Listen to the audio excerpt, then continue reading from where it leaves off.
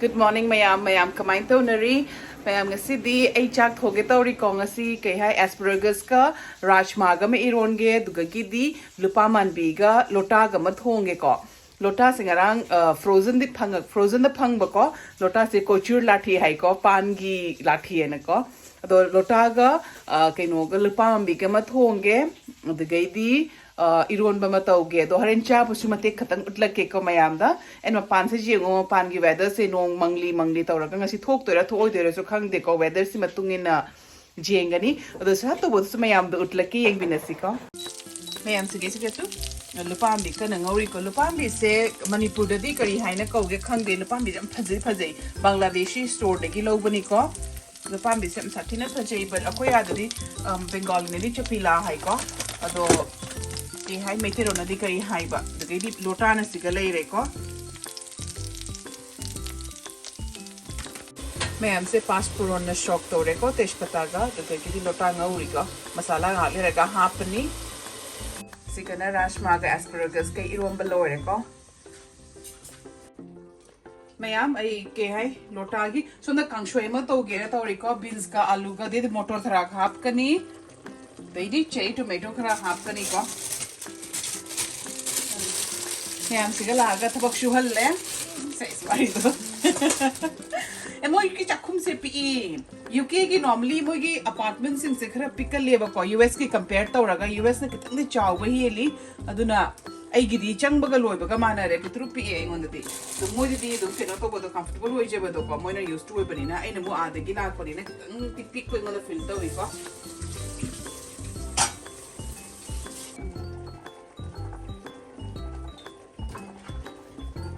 ꯁꯤꯒꯩꯁꯤꯒ ꯎꯇꯣꯡꯉꯥꯒ ꯃꯨꯀꯉꯥ ꯑꯌꯥꯏꯕꯒꯇꯅꯤ ꯍꯥꯞꯄꯤꯕꯀꯣ ꯃꯣꯏꯗ ꯉꯥꯃꯨ ꯑꯌꯥꯏꯕꯗꯤ ꯂꯩꯗꯣ ꯑꯩ ꯉꯥꯃꯨꯗꯤ ꯆꯥꯗꯦꯕ ꯑꯗꯨꯅ ꯑꯗꯨꯗꯤ ꯍꯥꯞꯇ꯭ꯔꯦ ꯁꯤꯒꯩꯁꯤꯡꯁꯤꯅ ꯑꯩꯈꯣꯏ ꯄꯤꯇ꯭ꯔꯨꯒꯤ ꯁꯪꯒꯣꯝ ꯊꯛꯄꯒꯤ ꯀꯩꯀꯥꯅꯤꯀꯣ ꯃꯥꯏ ꯕꯣꯇꯜꯁ ꯃꯌꯥꯝꯅꯤ ꯊꯥꯡꯁꯤꯁꯨ ꯑꯩ ꯍꯩꯅꯗꯦꯅꯦ ꯑꯩꯒꯤ ꯑꯩꯈꯣꯏꯒꯤ ꯆꯥꯛꯀꯨꯗꯨꯅ ꯑꯩ ꯃꯩꯇꯩ ꯆꯥꯛꯀꯨꯗꯣ ꯑꯩ ꯑꯗꯨꯅ ꯌꯥꯝ ꯅꯨꯡꯉꯥꯏꯖꯩ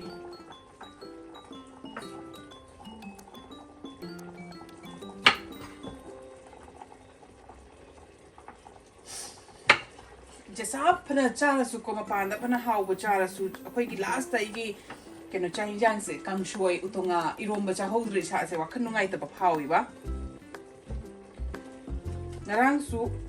nahanbudi chai ko to nga met pa ngarang cha hodi ba du ge de se kok tu ngai rak tre de ne me da irol ama irol si ama kang shoi thong siena du to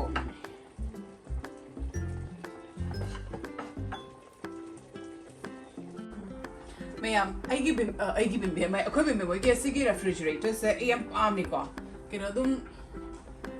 से स्माइना वरगा असिना freeze layer दना सिना freezer layer को तो स्माइन तो बसे M पामे सिगी मोंग तो बसे मैं मैं जों चाक सुगरांग तिंगा मे बा जों चाक से ने इरो बदि हाफ ट्रब मोय हिनगद्रा हिनरोइद्राइना दुने जों चाक से स्माइना का आगा लौथोगा उतुंगागा कितन मेट के तोगाना हाउरनी अने मो इलेक्ट्रिक स्टोव से यम पाम देखो मई से कंदे कंगला करा तुम कन्न लेगनी अदो अगी दुम गैस की दुना यम नुंगाई जे इलेक्ट्रिक से यम पाम जेदे मैम सिगा लेरे चाकु थितो ए इरोंबा लेरे दी लोटा गा लुपाम बि के थोंबा कांगशोय असिना ngarang लेमबनी को चना कांगोगा आलू भिंडी ngोबा Didi yung chak amepi ti yam dre ko because koi bem su cha de du kai ki mai nu pa su cha de ko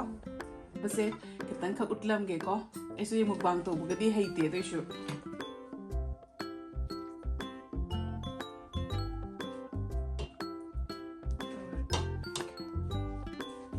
sari kasi di phajana mukbang ge de mai na hu age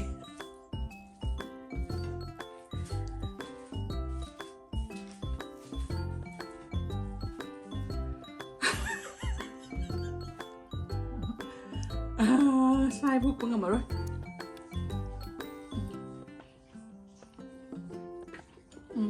how to put it how re en lo tai na kut long chang re phana mane chaw no hu asu ke di kino siga taw ki ko iro me cha ge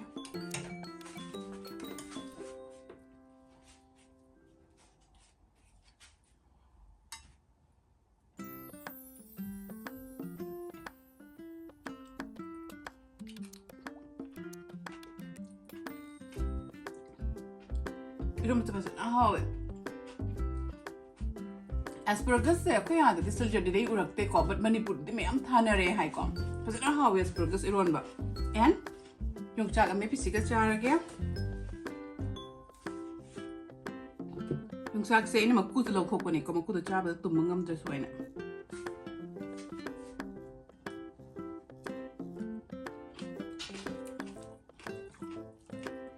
mai te jing jak me yai phare ai sini ba du jam hawe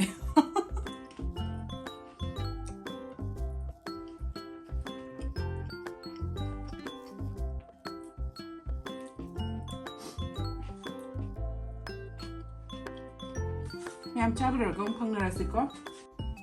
mayam chabasu to e ko chabasu phajana chasan gre haudi am hawra me ko isana thong bagi thagat panate ko am phajana hawra me duna ye ji khasmola cha do ni tum bagi damakta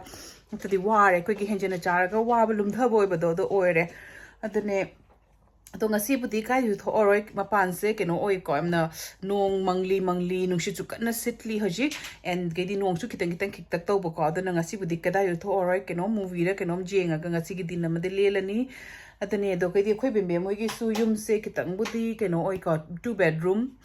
oi duga kitang budi pik tak to wi bembe moi ki bembe moi na di hai ko se moi ki to pik banate adum uk gi normally apartments in sikher budi pe comparatively ko ya ga ina ko the gaydi moigi keno moise kenoni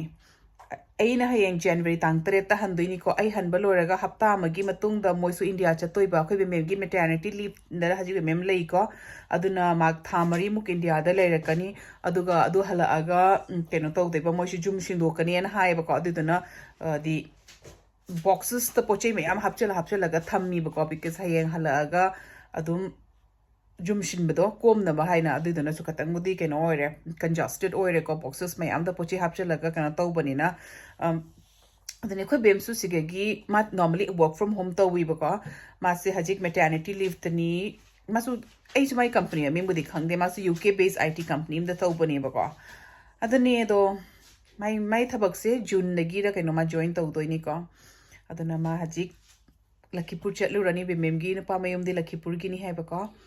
adani masu Lakipur chalurani ai gidi chatpa phangaroi probably summer da lak panatana the summer du su India tholapang ngamgadra ngamoidra khangde because last summer ta thoklak panina du gidi aina khoma hoise lak pagi kana taw haiba ko to khoma gi visa gi se keno dani February the visa gi appointment lei ko Calcutta da ina lobi bani ado visa gi appointment se hayeng Calcutta da chaluraga visa sena approve ora patara di within a month dum visa la ani ko to ge di ai se khalam mini aina summer thok tradi moi so na summer da purak ke hena ko to di akhoi ke su mo kak matam do phajana ke na to boy moi na la aga ina thabak chalaga matam pi bangam da bado to sunu ngai te na aduna summer do re di ai su free ore sana su free ore hoi ai nu pa pu di thabak to ko ni adoi su adum aina ore su dum yam pubi ba yai da na ko aduna aina summer da ima hoi lak pa gi plan to pani do ima hoi na summer da lak pa ngamadi la lak tragana probably ai se lak chat pasu jai to khangri haji bodi ke shum decide oi de but khang de ba India says support to dum mystery ko yum se am chat ningi phanamina mapan da lei basi nungai ram gani phajei khojei hai rasu ko mapan da lei base hoi nga tangi khoi gi nungai ba hai duni ko mit ushaluraga di isagi jummu ko nungai badi ate haibam khang de ba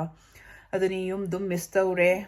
and akhoi bem su ai che hi manga he le ko bem phangna da because bem na thok matam ga ai thok matam ga matam chana da ko aduna bem budi phangna re aduni